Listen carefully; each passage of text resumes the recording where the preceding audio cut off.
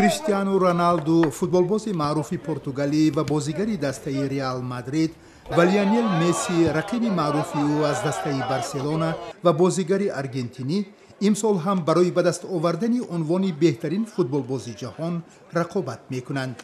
هر دو فوتبالباز که در یک 10 ساله گذشته اکثرا در آزمون‌های جهانی در صدر جدول‌ها قرار داشتند، امسال هم در فهرست 24 فوتبالبازی قرار دارند که فیفا آنها را به عنوان بهترین بازیگر پیشنهاد کرده است. کریستیانو رونالدو امسال دستاوردهای خوب در دسته ریال مادرید داشت، ولی لیونل مسی هم پس نآمد و با زدن گل 500 در بارسلونا از رونالدو پیش گذشت. فوتبالبازان معروف دیگر به مثل نیمار، ابراهیموویچ، بوفون نیز در این فهرست هستند.